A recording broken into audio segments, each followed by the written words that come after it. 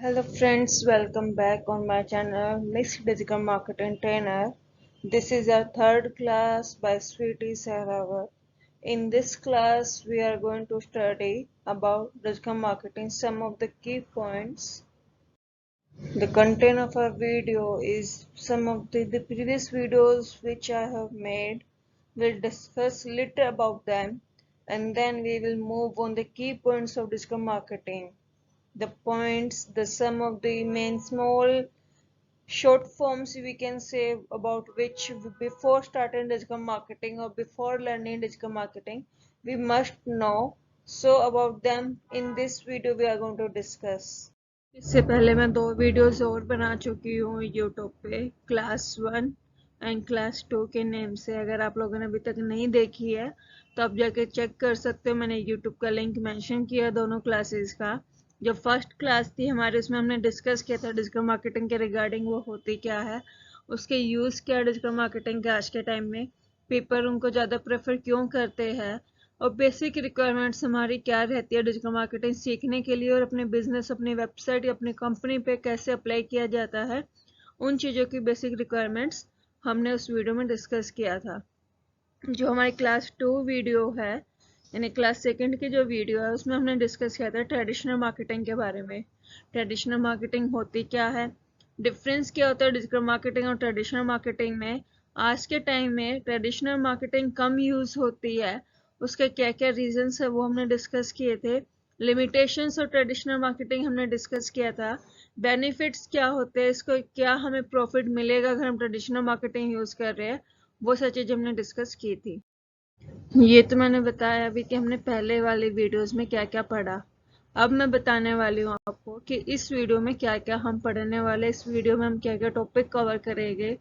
वो है कुछ की पॉइंट्स या फिर कुछ शॉर्ट फॉर्म्स या कुछ बेसिक चीज़ें जो हमें डिजिटल मार्केटिंग के बारे में पता होना चाहिए।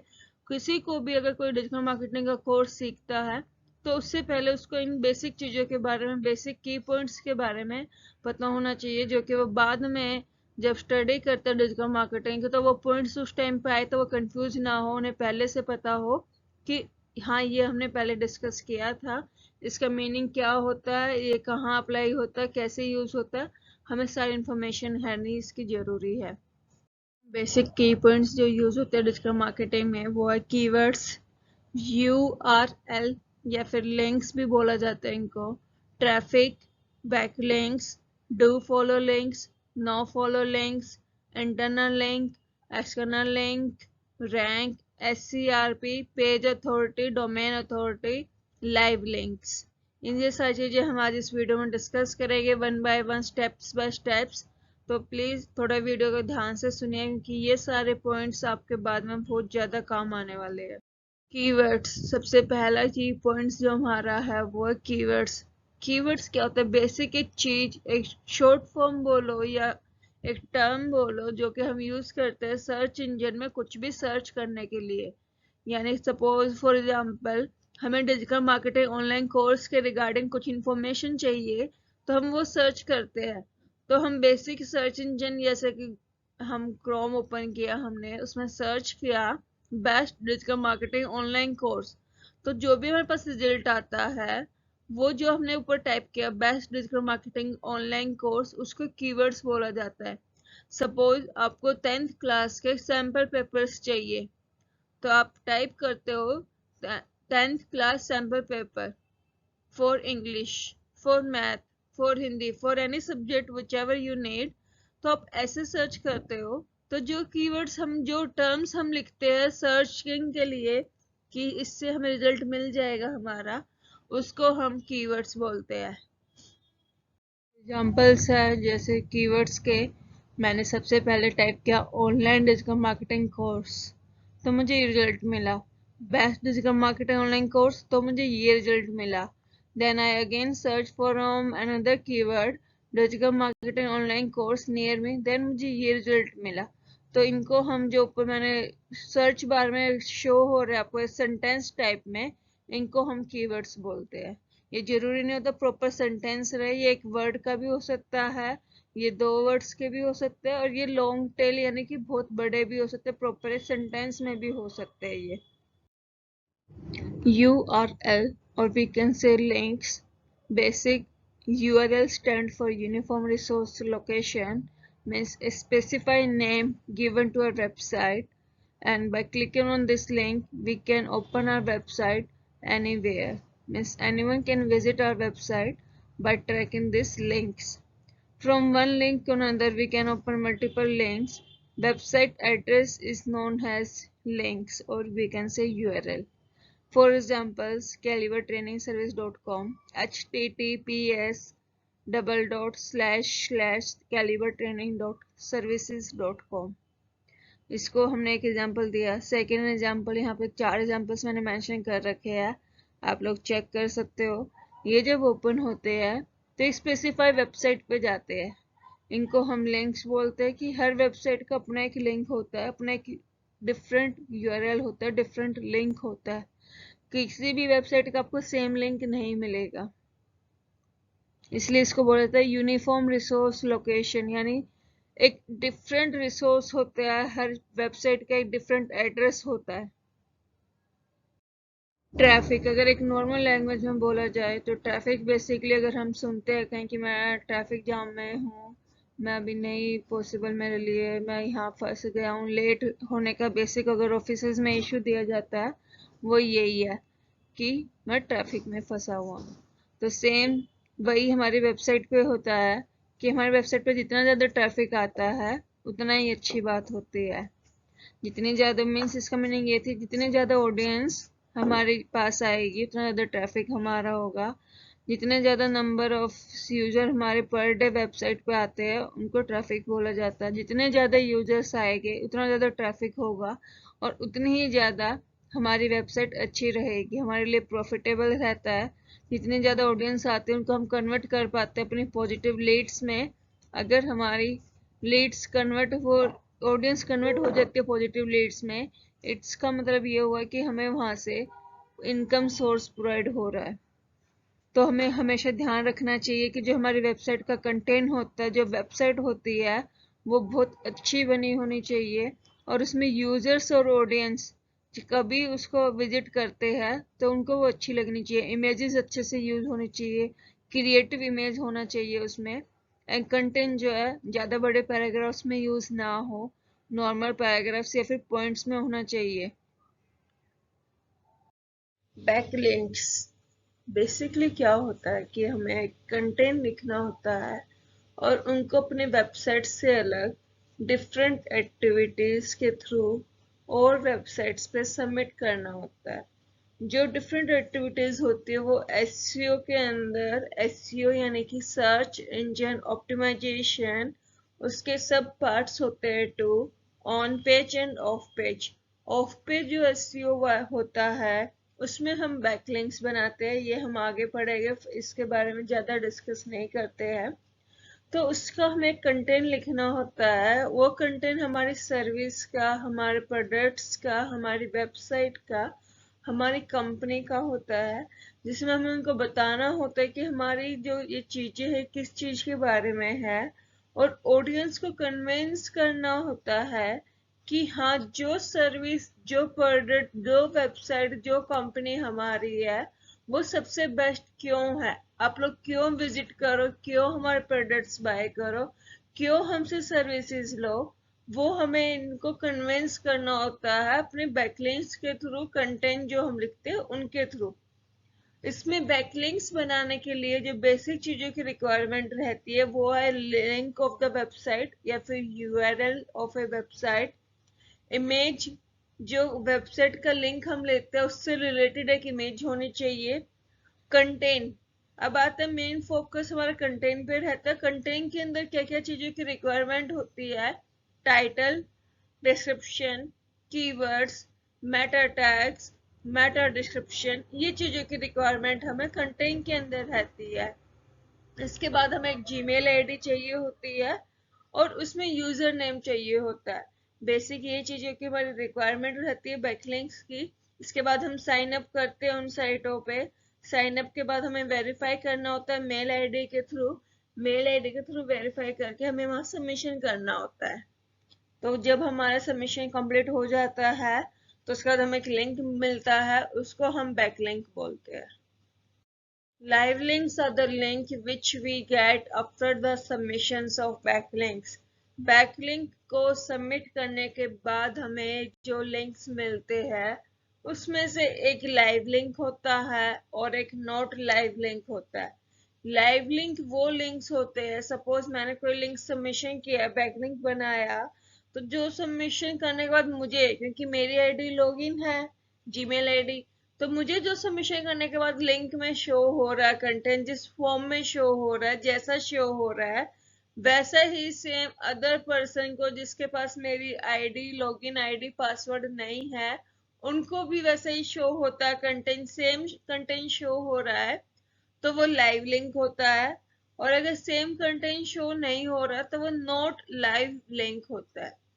तो ये आपको ध्यान रखना है कि कौन सा लाइव लिंक होता है, कौन सा लाइव लिंक नहीं होता है। फॉलोस बैकलिंक्स बेसिकली वो बैकलिंक्स होते हैं जो हमारी वेबसाइट पे डायरेक्ट ट्रैफिक भेजते हैं। सपोज हमने कहीं भी बैकलिंक बनाया किसी साइट पे, तो डायरेक्ट ट्रैफिक हमारी वेबसाइट पे आता है, उसको डू फॉलो बोलते हैं। ये हमारी वेबसाइट के लिए प्रॉफिटेबल रहता है क्योंकि इसमें हमें ज़्यादा ट्रैफिक मिलता है। क्योंकि डायरेक्ट ट्रैफिक हमें मिलेगा तो डायरेक्ट ट्रैफिक जितना भी होगा सारा क्रेडिट हमारा रहेगा। इसीलिए डू फॉलो बैकलिंक्स को हमें ज़्यादा प्रेफर करना चाहिए अपनी वेबसाइट के लिए। फॉलो बैकलिंक्स वो बैकलिंक्स होते हैं जो डायरेक्ट ट्रैफिक नहीं देते हमें। पहले हमें जहाँ जिस साइट पे, जिस वेबसाइट पे हमने बैकलिंक बनाया है, पहले हमें वहाँ जाना होता है, उसके बाद हमारी वेबसाइट पे ट्रैफिक आता है। यानी सपोज कोई ऑडियंस है, वो पहले उस वेबसाइट पे जाएगी, देन हमारी वेबसाइट पे आएगी, तो उसमें हमें ज़्यादा प्रॉफिट नहीं मिलता, ज़्यादा अच्छा रिजल्ट नहीं मिलता।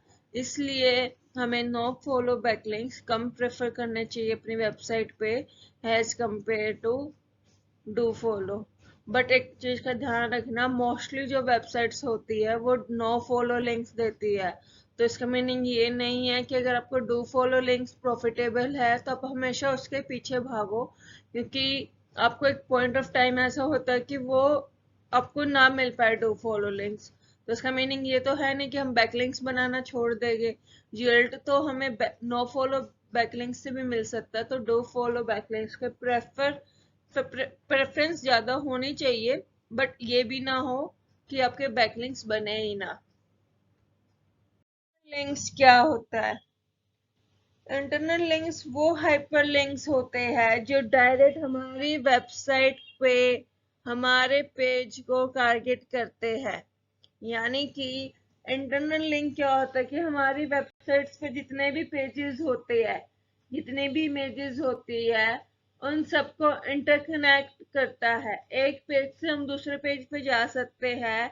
एक इमेज के लिंक को अगर हम ओपन करते हैं, किसी हाइपर लिंक पे हमने क्लिक किया, तो वो हम अपनी वेबसाइट पे ही घूमे, उसको हम इंटरनल लिंकिंग बोलते हैं।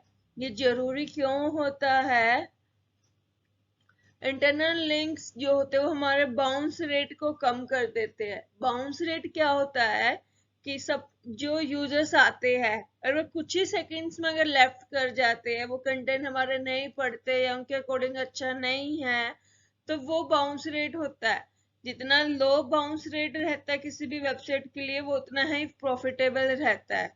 इंटरनल लिंकिंग्स क्या करते हैं कि हमारी वेबसाइट कोई इंडेक्सिंग को इम्प्रूव करते हैं, ज्यादा करते हैं। जितनी ज्यादा इंडेक्सिंग होती है उतने ज्यादा हमारे लिंक्स शो होते हैं, उतने ज्यादा पेजेस हमारा सर्च इंजन में शो होगा। इंटरनल लिंकिंग्स क्या होती है कि हमारे पेज की रैंक को भी इम्प्रूव करती है। यानी एक दूसरे से लिंकिंग है पेजेस हमारे, तो बस ये बात है कि अगर कोई एक पर्सन एक पेज लिंक से दूसरे पेज लिंक पे जा रहा है, तो वो उस पेज पे भी ट्रैफिक इंक्रीज हो रहा है। तो वो ट्रैफिक जैसे जैसे इंक्रीज होगा तो उसकी पेज रैंक भी इंक्रीज होगी। इसीलिए हमारा इंटरनल लिंकिंग क्या है, बहुत जरूरी चीज है।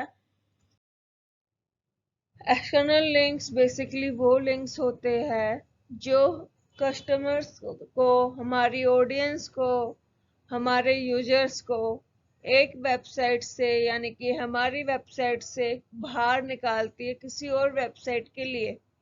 यानी यूजर जो अगर सपोज हमारी वेबसाइट पे है, उन्होंने किसी हाइपरलिंक पे क्लिक किया तो वो किसी और वेबसाइट पे चले जाएंगे, उनको एक्सटर्नल लिंक्स बोलते हैं। एक्सटर्नल लिंक्स कभी कभार आउटबाउंड लिंक्स का भी काम करते हैं और ये इम्पोर्टेंट होते हैं सर्च इंजन ऑप्टिमाइजेशन में। क्यों इम्पोर्टेंस होते हैं? क्योंकि यूजर्स जो है इनको इजीली पढ़ पाता है, बाकी कंटेंट भी यूजर्स को मिल जाएगा पढ़ने के लिए, एक्स्ट्रा रिसोर्स मिल जाती है पढ़ने के लिए, तो इस वे में वो यूजफुल रहता है। अब मैं आपको इस स्लाइड यहाँ पे क्लियर कर देती हूँ आउटबाउंड लिंक्स क्या होते हैं। बेसिक वो लिंक्स जो हम किसी वेबसाइट पे देखते हैं। सपोज एक बैकलिंक हमने बनाया, तो उस बैकलिंक के थ्रू अगर मैं किसी वेबसाइट से बाहर आ रही हूँ तो वो आउटबाउंड है, और जिस वेबसाइट पे मैं जा रही हूँ उसके लिए वो इनबाउंड है। इस इमेज को देखकर आपको अच्छे से समझ में आ जाएगा इंटरनल लिंकिंग और एक्सटर्नल लिंकिंग में डिफरेंस क्या होता है। एक डोमेन पे जब रहते हैं हम, एक पेज से दूसरे पेज पे अगर सेम डोमेन पे रहते हैं तो उनको इंटरनल लिंकिंग बोलते हैं, और एक पेज से दूसरे पेज पे जाते हैं दोनों के डोमेन डिफरेंट होते हैं तो उनको एक्सटर्नल लिंक्स बोलते हैं। रैंक बेसिकली डिपेंड करते हैं कि हमारी वेबसाइट सर्च इंजन पे किसी ब्राउजर पे कहाँ लाई कर रही है। हमें पता लगता है कि हमारी वेबसाइट पे कितना ट्रैफिक है, क्योंकि जितना ज़्यादा ट्रैफिक होगा उतनी ही हाई रैंक होगी हमारी। इससे हमें प्रॉफिट ये होता है कि हमारी वेबसाइट पर ज़्यादा से ज़्यादा ट्रैफिक आ पाता है, ज़्यादा लोगों को, ज़्यादा ऑडियंस को पता लगता है हमारे बारे में, हमारी वेबसाइट्स के बारे में, हमारे प्रोडक्ट्स के बारे में, हमारी कंपनीज के बारे में। जितना ज़्यादा लोगों को उसको पता होगा उतनी ज़्यादा हमें ऑडियंस मिलेगी, उतनी ज़्यादा हमें लीड्स मिलेगी। उन लीड्स को कन्वर्ट कर पाएंगे हम पॉजिटिव लीड्स में, और पॉजिटिव लीड्स का मीनिंग है कि हमारे लिए इनकम का सोर्स रहेगा ये। और जो जो चीजें इफेक्ट करती है रैंकिंग को, यानी रैंकिंग को हम कैसे बढ़ा सकते हैं, वो चीजें नंबर ऑफ बैकलिंक्स पर डिपेंड करेगी, क्वालिटी वाले कितने बैकलिंक्स बने उन पर डिपेंड करती है। पेज लोड टाइम क्या, अगर आपका वेबसाइट ज्यादा टाइमिंग ले रही है लोड होने में तो वो आपकी रैंकिंग डाउन कर सकते हैं। बाउंस रेट कम से कम होना चाहिए, बाउंस रेट ज्यादा नहीं होना चाहिए। कीवर्ड्स पे मेन फोकस रहना चाहिए कि आपके कीवर्ड्स ज्यादा से ज्यादा लाइक करें, ज्यादा से ज्यादा उन पे वर्क कीजिए, सो दैट आपकी वेबसाइट रैंकिंग में जल्दी आ पाए। SCRP जो होता है उसकी बेसिक फुल फॉर्म होती है सर्च इंजन रिजल्ट पेज। इसमें क्या होता है कि the page which we get after searching in the Google या बिंग, यानी किसी भी ब्राउजर पे हम कुछ भी सर्च करते हैं उसका रिजल्ट जो हमें मिलता है उसको हम SCRP बोलते हैं। In this, the search engine shows us the result for which we are looking for। यानी अब जैसे मैंने बताया, इसमें हमें वो रिजल्ट मिलता है उन वेबसाइट्स का, उन कंपनीज का, उन प्रोडक्ट्स का, जो भी हम सर्च करेंगे उसका एक बहुत सारी लिस्ट आ जाती है, तो उसको हम SCRP बोलते हैं। ये बेसिकली बताता है कि हमारे वेबसाइट का पेज कहाँ लाइक कर रहा है, किस नंबर पे लाइक कर रहा है, क्या उसकी रैंक है। ये सारी चीजें हम SCRP यानी सर्च इंजन रिजल्ट पेज के थ्रू कंफर्म कर सकते हैं, पता कर सकते हैं। पेज अथॉरिटी क्या होता है बेसिकली, कि इसको शॉर्ट में वैसे PA बोला जाता है। ये हमें हमारे पेज की एज बताता है कि कितना टाइम हो चुका आपके पेज को बने हुए। पेज की रैंक बताता है कि वो SCRP यानी सर्च इंजन रिजल्ट पेज में या सर्च इंजन पे कहाँ पे लाइक कर रहा है, किस नंबर पे, वो हमें PA के थ्रू पता लगता है। ओवरऑल पेज की रैंक जो होती है उसको PA बोलते हैं। एक स्पेसिफाई कीवर्ड पे आप देखोगे तो एक पेज कहीं लाइक कर रहा है, सेम पेज दूसरे कीवर्ड पे कहीं और लाइक करता है, बट ओवरऑल उसकी क्या रैंकिंग है, उसको सभी कीवर्ड्स को कंबाइन करके एक रैंक जो आती है उसको पेज अथॉरिटी यानी कि PA बोला जाता है। और ये सभी वेबसाइट, एक वेबसाइट पे यानी कि एक सिंगल डोमेन के लिए सभी PA डिफरेंट होते हैं। डोमेन अथॉरिटी बेसिकली अगर शॉर्ट फॉर्म में बोला जाए DA होता है, ये प्रेडिक्ट करता है, यानी कि हमें बताता है कि हमारी वेबसाइट जो है सर्च इंजन रिजल्ट पेज पर कहाँ पे लाई कर रही है, किस नंबर पे है हमारी वेबसाइट, कितना ट्रैफिक है हमारी वेबसाइट पे, वो हमें पता लगता है। ओवरऑल ट्रैफिक जो होता है एक वेबसाइट पे वो हमें पता लगता है। सभी वेबसाइट्स का अपना खुद का डीए होता है, यानी डिफरेंट डीए होता है। अगर कोई वेबसाइट है तो उसका अलग होगा। Domain this depend on the domain name. जितनी ज्यादा एज होगी तुम्हारे डोमेन की, उतनी ज्यादा हाई डोमेन अथॉरिटी मिलेगी। जितने ज्यादा बैकलिंक्स बने होंगे उतना ज्यादा हाई डोमेन अथॉरिटी मिलेगी। सभी पेजेस का एक सिंगल वेबसाइट में या एक सिंगल डोमेन के लिए सभी पेजेस पे डीए सेम रहेगा, बट पीए चेंज हो जाएगा। इस चीज का आपको ध्यान रखना है। डोमेन अथॉरिटी डिफरेंट होती है, पेज अथॉरिटी भी डिफरेंट होती है, बट एक सिंगल वेबसाइट के लिए डोमेन अथॉरिटी सभी पेजेस के लिए सेम रहेगी एंड पेज अथॉरिटी चेंज हो जाएगी। Thank you for watching my video. Please like my video, subscribe my channel and don't forget to share my videos also. अगर आपको कोई भी डाउट रहता है किसी भी इशू में, कुछ भी टॉपिक ना समझ में आए तो आप कमेंट कर सकते हो, मैं आपको पर्सनली एक्सप्लेन कर सकती हूँ, या मुझे इंस्टाग्राम पे मैसेज कर सकते हो। लिंक मेंशन है नीचे, लिंक्डइन का भी लिंक मेंशन है। इससे पहले मेरी लास्ट वीडियो ट्रेडिशनल मार्केटिंग पे थी, अगर आपने अभी नहीं देखी तो आप जाके चेक कर सकते हो। और मुझे कमेंट में बताइए वीडियो कैसी लगी।